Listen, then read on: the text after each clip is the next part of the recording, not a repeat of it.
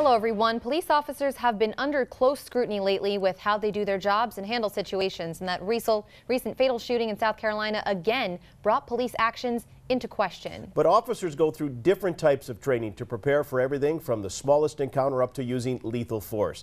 TV6's Rebecca Himmelstein had the chance to try some of these training methods firsthand today, and she joins us. Rebecca?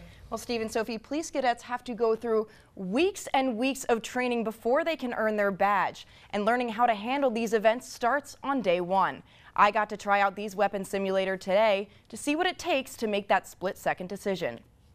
They can go from 0 to 60 at the snap of your fingers. You've seen the cell phone video, and you've seen the dash cam footage. But police officers have to go through a lot of training before it gets to this point. And then I'm going to react to them and see what happens. The weapon simulator, as an example, will give you those shoot, don't shoot type scenarios.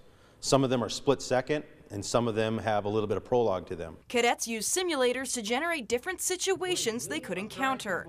They can be everything from traffic stops to domestic disturbances to one-on-one encounters. Holy mudkid. It gets the officer acclimated with stressful situations and split-second decisions that they have to make. Very few actually go to a use of force, but you need to be prepared at all times. And from personal experience,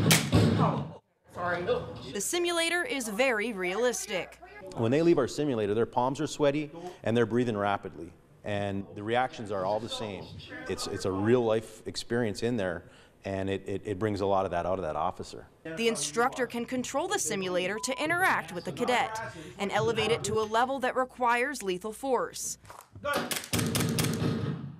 After they're finished, they can play it back and critique their work. We can show shot placement, we can show and listen to their verbal commands. We can also show them if there's any legal justifications where they were authorized to use lethal force and they didn't. And the simulator shows just how little time you have to react. Almost 2 seconds. They need to understand that, yes, you are in fear of your life. You're in fear of the life of others, and that's usually why you make the choice you make.